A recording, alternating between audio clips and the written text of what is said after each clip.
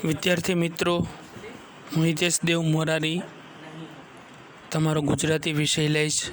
આજે ધોરણ 12 Gujarati unit number 2 કુસુમનું કઠણ તપ. કુસુમનું કઠણ તપ ગોવર્ધનરામ ત્રિપાઠીનું એક નવલકથા ખંડ છે અને એ નવલકથા ખંડનો આજે આપણે અભ્યાસ કરવાનો છે. તો સર્વપ્રથમ આપણે કુસુમનું કઠણ તપના નવલકથા ખંડના રચયિતા ગોવર્ધનરામ ત્રિપાઠીનો પરિચય પ્રાપ્ત કરીશું. ગોવર્ધનરામ ત્રિપાઠીનો જન્મ 20-10-1855 રોજ થાય છે અને એમનું અવસાન 4-1-1907 રોજ થાય છે. આ એમની સમયસીમા છે. હવે ગોવર્ધનરામ ત્રિપાઠી છે એ ગુજરાતી સાહિત્યમાં ખૂબ મોટું નામ ધરાવે છે અને ગુજરાતી સાહિત્યમાં એમની નવલકથા જે છે, ચારો ભાગોમાં વિભાજિત નવલકથા એવી સરસ્વતીચંદ્ર માટે તેઓ ખૂબ જ જાણીતા અને પ્રસિદ્ધ છે. તો એ જ નવલકથાનો જે ચતુર્થ ભાગ છે સરસ્વતીચંદ્રનો, એ અહીંયા નવલકથા ખંડ રૂપે આપણે આજે અભ્યાસ કરવાનો છે. તો સર્વપ્રથમ આપણે ગોવર્ધનરામ ત્રિપાઠીનો પરિચય પ્રાપ્ત કરીશું. પાઠ્યપુસ્તકમાં જે આપવામાં આવ્યું છે એના આધારે આપણે જોઈએ તો વિદ્યોપાસનામાં જ સ્વધર્મ જોનારા સાક્ષર જીવનનો અંગીકાર કરનાર ગોવર્ધનરામ માધવરામ ત્રિપાઠીનો જન્મ નડિયાદમાં થયો હતો. જો અહીંયા કહેવામાં આવ્યું વિદ્યોપાસનામાં જ સ્વધર્મ જોનારા, વિદ્યોપાસના એ જ પોતાનો ધર્મ છે એવું જાણનારા, જોનારા અને સાક્ષર જીવનનો અંગીકાર કરનારા. એટલે સાક્ષર એટલે પોતે વિદ્યા પ્રાપ્ત કરેલી છે, એક પ્રકારે શિક્ષિત છે. એ શિક્ષિત જીવનનો અંગીકાર કરી અને ગોવર્ધનરામ માધવરાવ ત્રિપાઠી છે એમનો જન્મ નડિયાદમાં થયો હતો. મુંબઈ એલિફન્ટસ્ટન હાઈસ્કૂલમાં મેટ્રિક તેમજ BA થયા. તેઓ મુંબઈ એલિફન્ટસ્ટન હાઈસ્કૂલમાં મેટ્રિક તેમજ BAની ડિગ્રી પ્રાપ્ત કરે છે. ઈસવીસન 1879માં ભાવનગર રાજ્યના દિવાન શામળદાસના ખાનગી સેક્રેટરી રહ્યા. પછી થોડા વર્ષો વકીલાત માટે મુંબઈ રહ્યા. તેઓ 1879માં ભાવનગર રાજ્યના દિવાન શામળદાસના ખાનગી સેક્રેટરી તરીકે તેમણે પોતાની ભૂમિકા નિભાવી અને ત્યાર પછી તેઓ થોડા વર્ષો માટે વકીલાત માટે મુંબઈ પણ રહ્યા હતા. સત્યશોધક વૃત્તિને ગહન અધ્યયન પીપાસા તેમજ અદ્ભુત મનોબળને કારણે સ્વૈચ્છિક નિવૃત્તિ સ્વીકારી. તેમણે સત્યશોધક વૃત્તિ એમની સત્યશોધકની હતી કે સત્ય જ્યાંથી પણ મળે એનું તેઓ ખૂબ અધ્યયન કરતા, એનું ગહન અધ્યયન કરતા હતા, બરાબર. તેમજ અદ્ભુત મનોબળને કારણે સ્વૈચ્છિક નિવૃત્તિ સ્વીકારી અને અદ્ભુત મનોબળને કારણે તેમણે સ્વૈચ્છિક નિવૃત્તિ પણ સ્વીકારી લીધી. નર્મદની જેમ એમને નિવૃત્તિ ફળી અને નર્મદની જેમ જ એમને નિવૃત્તિ ફળી એટલે કે એમનું સંપૂર્ણ જીવન છે એ સાહિત્ય ઉપાસનામાં લાગી જાય છે. જો આગળ બતાવે છે કે જીવન અને સાહિત્યની ઉપાસનામાં કર્મ, જ્ઞાન અને ભક્તિનો સુમેળ સધાયો. એમણે પોતાનું જીવન છે એ સાહિત્યની ઉપાસના કરવામાં, કર્મ કરવામાં, જ્ઞાન અને ભક્તિનો સુમેળ કરવામાં એમણે પોતાનું જીવન ખર્ચી નાખ્યું. જીવન દર્શનમાં પ્રવૃત્તિમય સંન્યાસ કેળવ્યો અને જીવન દર્શનમાં તેમણે પ્રવૃત્તિમય સંન્યાસ કેળવ્યો. હંમેશને માટે તેઓ પોતાના જીવનમાં પ્રવૃત્તિમય રહ્યા છે. સાહિત્યમાં એમનું ખૂબ ખેડાણ છે, બરાબર. અને સાહિત્યમાં એમની ગુજરાતી સાહિત્ય સંસારમાં આપણે જોઈએ તો ગુજરાતી સાહિત્ય સંસારમાં એમનું નામ ગૌરવપૂર્વક લઈ શકાય છે, કારણ કે એમણે સઘળું સાહિત્ય રચી અને ગુજરાતી સાહિત્યને એક અમૂલ ભેટ ધરી છે. અને સરસ્વતીચંદ્ર એમની નવલકથા છે એ ચિરંજીવી છે ગુજરાતી સાહિત્યમાં. એટલે અહીંયા આપણે એવું કહી શકીએ કે ગોવર્ધનરામ ત્રિપાઠી છે એનું નામ ગુજરાતી સાહિત્યમાં પ્રમુખ સ્થાને લઈ શકાય. આગળ પ્રાચીન અને અર્વાચીન તેમજ પૂર્વ અને પશ્ચિમની સંસ્કૃતિની અસર હેઠળ તેમણે સરસ્વતીચંદ્ર નવલકથાના 4 ભાગ તૈયાર કર્યા. પ્રાચીન અને અર્વાચીન, પ્રાચીન એટલે જૂનું અને અર્વાચીન એટલે નવું, આધુનિક, બરાબર. તો પ્રાચીન અને અર્વાચીન તેમજ પૂર્વ અને પશ્ચિમની સંસ્કૃતિની અસર હેઠળ તેમણે સરસ્વતીચંદ્ર નામની નવલકથા 4 ભાગમાં તૈયાર કરી.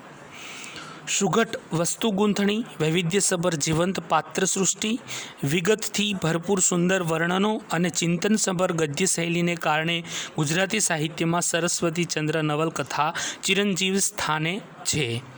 બરાબર. સુઘટ વસ્તુ ગૂંથણી એટલે આ જે નવલકથામાં છે એ નવલકથામાં સુઘટ વસ્તુ ગૂંથણી એટલે કથાવસ્તુ, વસ્તુ ગૂંથણી એટલે અહીંયા કથાવસ્તુ, એ નવલકથાની કથાવસ્તુ છે એને એક પ્રકારે સુવ્યવસ્થિત રીતે એને ગૂંથી છે. વૈવિધ્યસભર જીવંત પાત્ર સૃષ્ટિ, અને વૈવિધ્યસભર એટલે વિવિધતા ભરેલા એમના પાત્રો છે એ જીવંત લાગતા હોય એવું આ નવલકથા વાંચતા સમજાઈ આવે છે. વિગતથી ભરપૂર સુંદર વર્ણનો, વિગતથી ભરપૂર દરેક પ્રકારના સંદર્ભોની સાથે ભરપૂર વર્ણન એમણે કરેલું છે.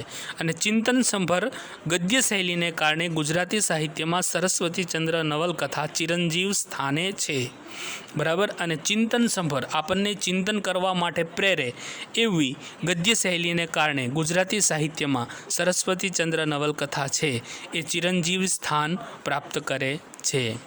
હવે એમણે જે સાહિત્ય સર્જન કર્યું છે એ સાહિત્ય સર્જનમાં આપણે જોઈએ તો સ્નેહ મુદ્રા, સાક્ષર જીવન, લીલાવતી જીવનકલા, દયારામનું અક્ષરદેહ અને સ્ક્રેપ બુક વગેરે પુસ્તકો પણ તેમણે લખ્યા છે.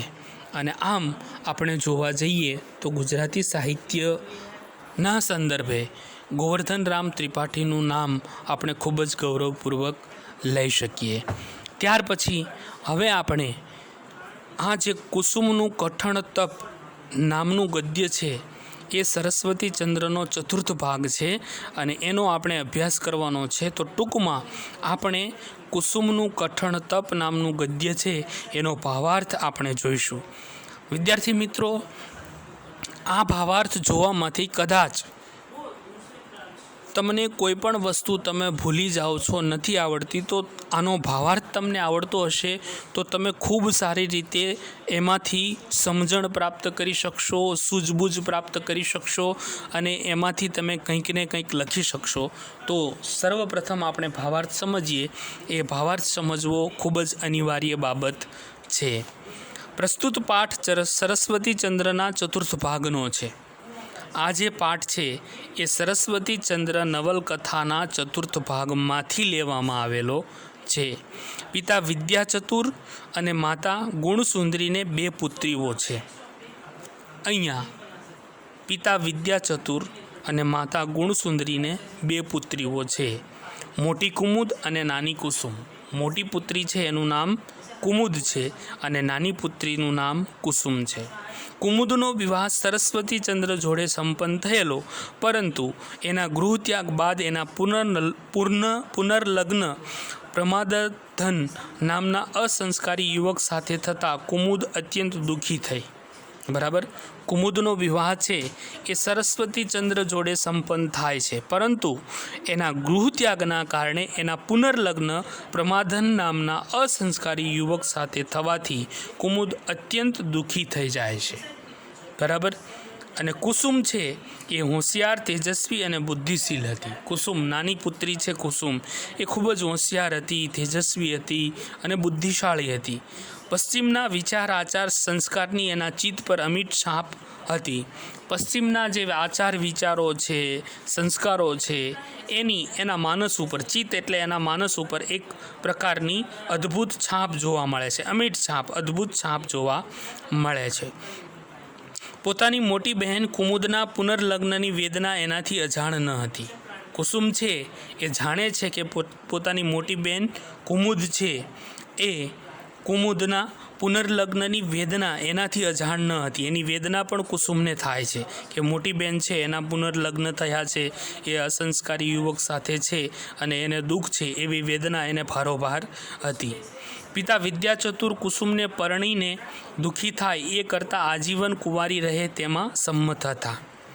એના પિતા વિદ્યાચતુર છે એ કુસુમ પરણીને દુઃખી થાય એના કરતાં તો એ આજીવન કુંવારી રહે એમાં તેઓ તેનું ભલું જોઈ રહ્યા હતા. જ્યારે માતા ગુણસુંદરી અને વિધવા કાકી સુંદર ગૌરીના સ્ત્રી સહજ ઈચ્છા કુસુમને યોગ્ય વર ઘર શોધી પરણાવવાની હતી. જ્યારે એમની માતા ગુણસુંદરી અને વિધવા કાકી સુંદર ગૌરીની સ્ત્રી સહજ કહી શકાય એવી સ્વાભાવિક ઈચ્છા કુસુમને યોગ્ય વર અને ઘર શોધી અને પરણાવી દેવામાં હતી. માતા પિતાની ચિંતાનો પડઘો કુસુમના મનમાં આજીવન અપરિણિત રહી પોતાને માલણ જેવું સાદું સરળ જીવન જીવવાનો નિશ્ચય કરાવે છે અને અહીં એની સાધના કઠણ તપ રૂપે આરંભાય છે. ત્યાર પછી આ બધું જ થઈ જવા પછી માતા પિતાની જે ચિંતા છે એ ચિંતા જોઈ અને કુસુમના મનમાં આજીવન અપરિણિત રહી પોતાને માલણ છે એ માલણ જેવું સાદું અને સરળ જીવન જીવવાનો નિશ્ચય કરાવે છે અને અહીં તેની સાધના છે એ કઠણ તપ રૂપે અહીંથી આરંભાય છે. અહીં કુસુમના હૃદયની પ્રફુલ્લિતતા, નિખાલસતા તેમજ નિર્દોષતા, સ્વાભાવિકતા આપણા મનની સભરતા માટે સક્ષમ છે. અહીં કુસુમ છે એ કુસુમના હૃદયની પ્રફુલ્લતા એટલે પ્રસન્નતા, નિખાલસતા એટલે એકદમ નિખાલસ સ્વભાવ અને નિર્દોષતા, સ્વાભાવિકતા એ નિર્દોષ છે એને કંઈ ખબર પડતી નથી. બરાબર, એનો સ્વભાવ નિર્દોષ છે અને સ્વાભાવિકતા આપણા મનને એક પ્રકારે રસપૂર્વક એનું પાત્ર છે એ પાત્ર સજીવ બની અને એ અહીંયા સરસ્વતી ચંદ્રમાં ચતુર્થ ભાગમાં જીવતી હોય એવું આપણને જણાય આવે છે.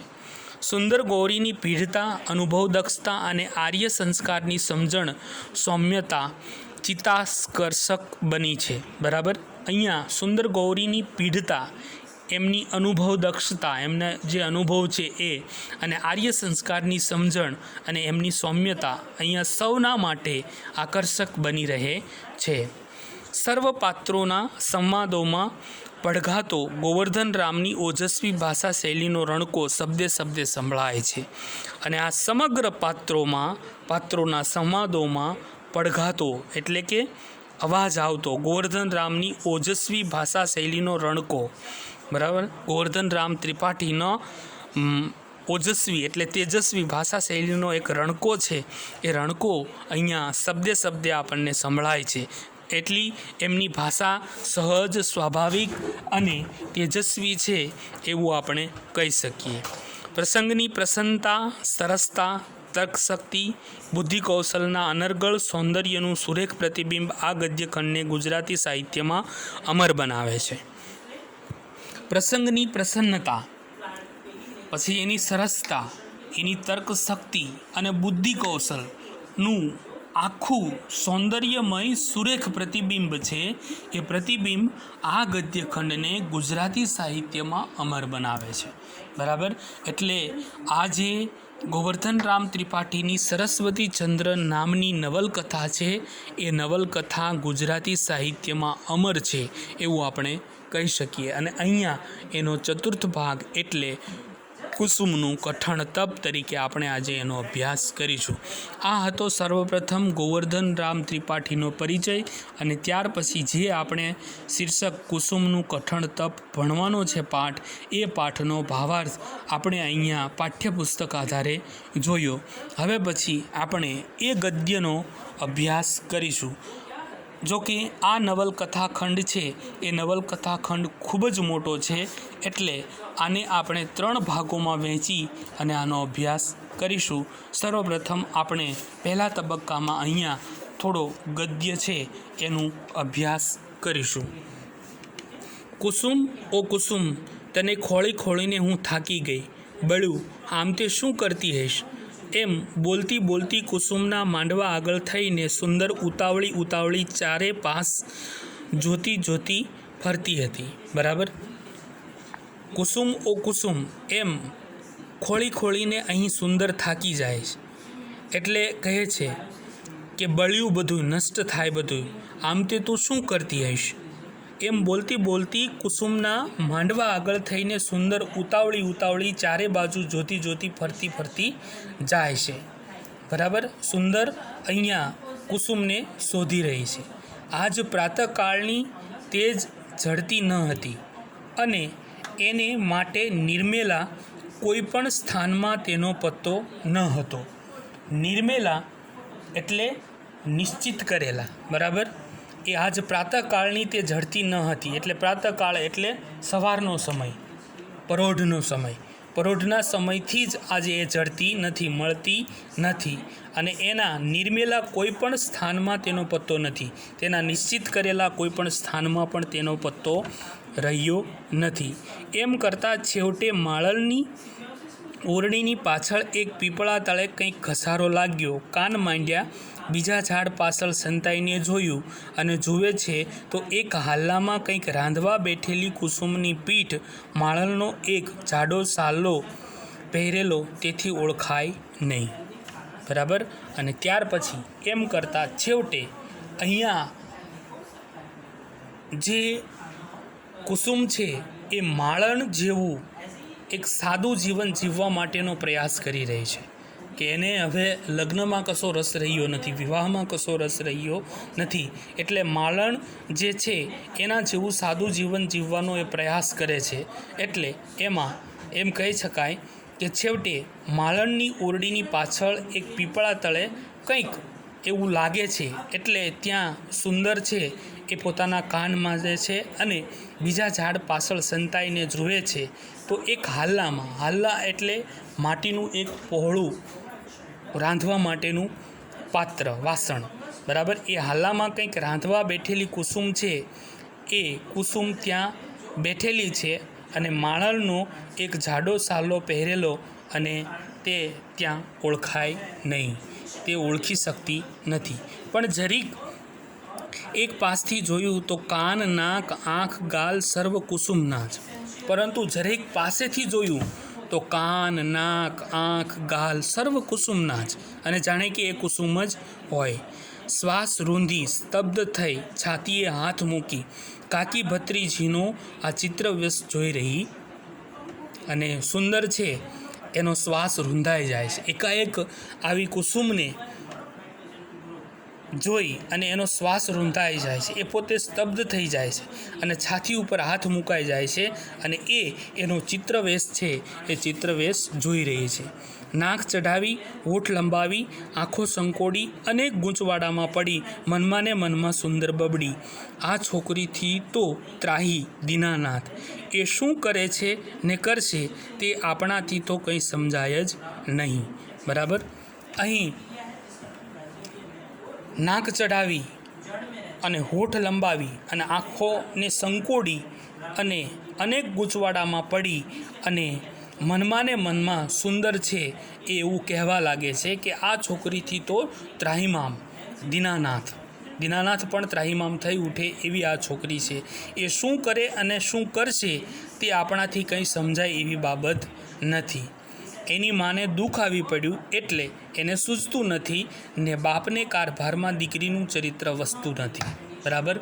એની મા ઉપર આજે દુઃખ આવી પડ્યું છે એટલે એને કાંઈ સૂઝી રહ્યું નથી અને બાપને પોતાનો કારભાર એટલે પોતાનો વ્યવસાય છે એમાં દીકરીનું ચરિત્ર એને વસી રહ્યું નથી. એવાની બુદ્ધિ લોપ પામી ગઈ. ત્યાં મારા તો શા આશરા, છતી થાવ, ના જોવું તો ખરી આ વેશ આખરે કેવો ઉતરે છે. બરાબર.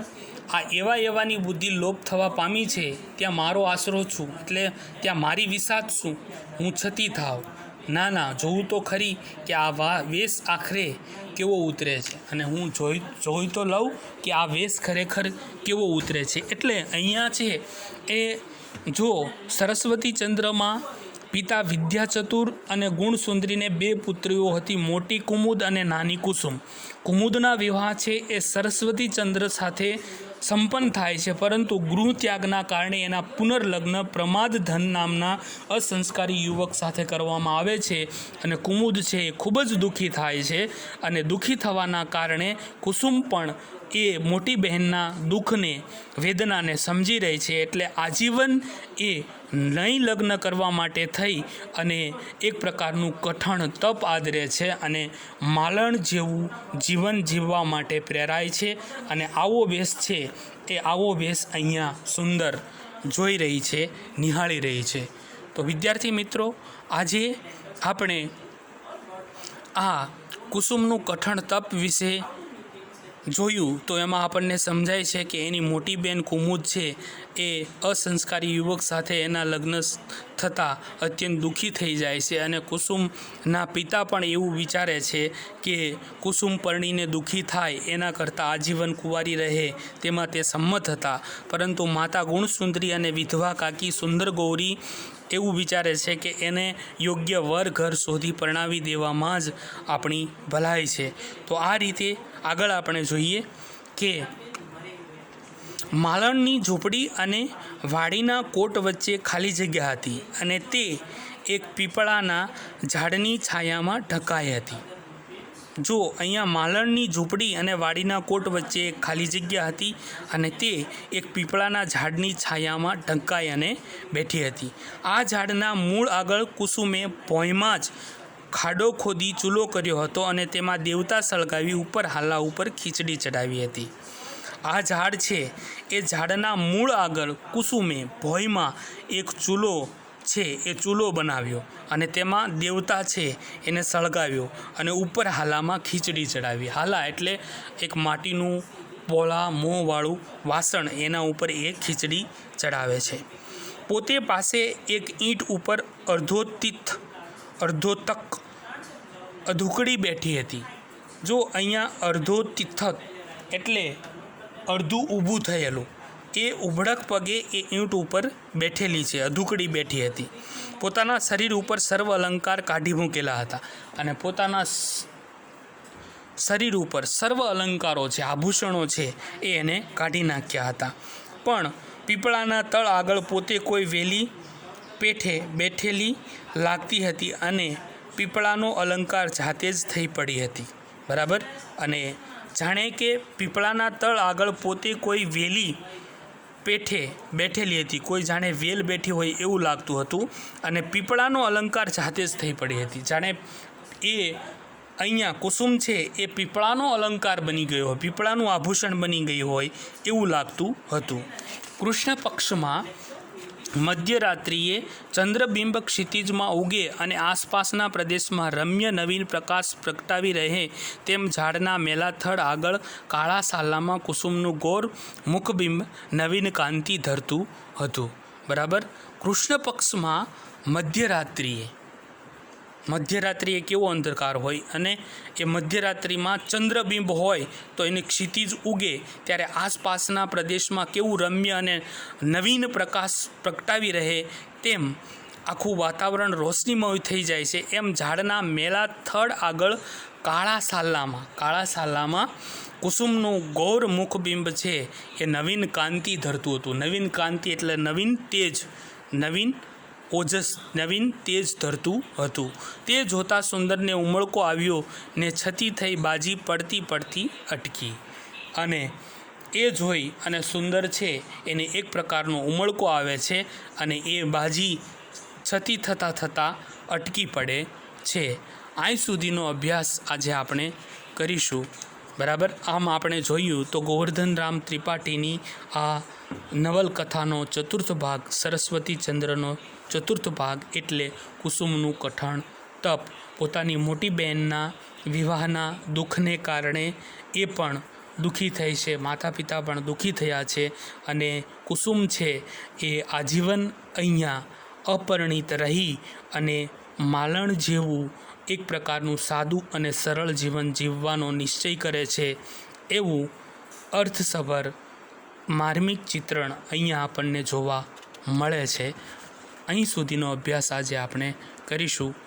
આવતા લેક્ચરમાં આપણે આગળ આનો અભ્યાસ કરીશું, કારણ કે આ નવલકથા ખંડ છે અને એ નવલકથા ખંડ ખૂબ જ વિસ્તૃત હોવાથી આપણે 3 ભાગોમાં એનો અભ્યાસ કરીશું.